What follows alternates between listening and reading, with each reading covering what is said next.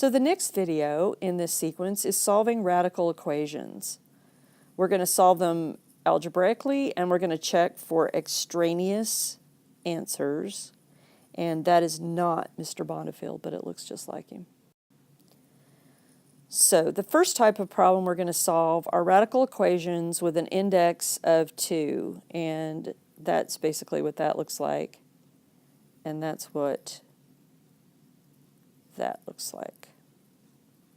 Sorry. Okay, so this first one, basically we have a square root equal to a number. So we're going to square both sides,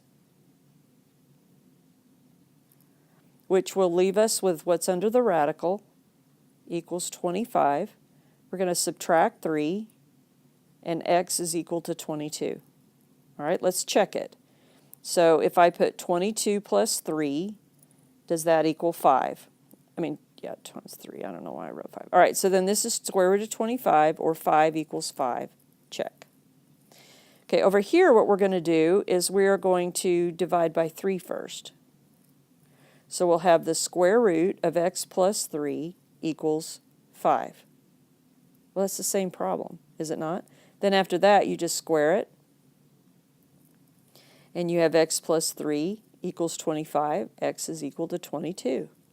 And it's the same basic problem. So solving radical equations with rational exponents. Okay, so this is the same basic type of problem. I've got 2 times this right here is to the 2/3 power, and that equals 50. So the first thing I want to do is divide both sides by 2,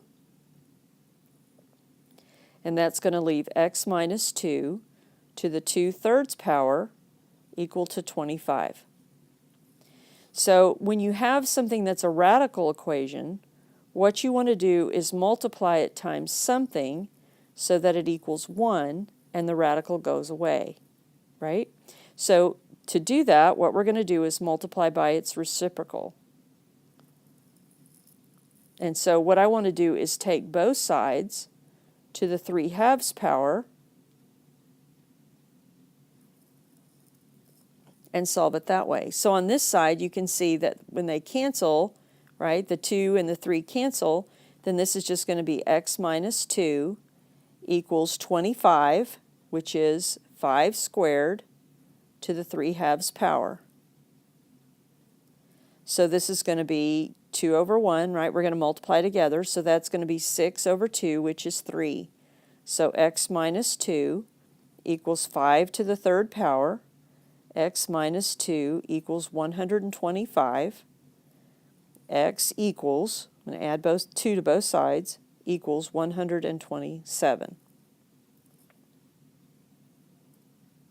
Okay, so this is a really good concept that you need to completely understand, is that when you're doing, like if you took something to the 1/2 power, what are you doing? Well, you square it, right? Because this on the inside is the square root of x, and how do you get rid of square root? You square it. Same kind of concept. So if I have x to the 3/4 power, then the opposite of that would be 4/3. And so that's what you're doing on these problems. So here's a different type of equation that we're going to work with. And what we find is that we have a square root equal to an expression that has a variable in it. So we're going to use the same technique. It's just that it's going to create some possibilities of having some answers that aren't exactly right.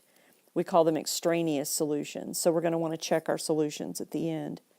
So the first thing we want to do then is we want to square both sides.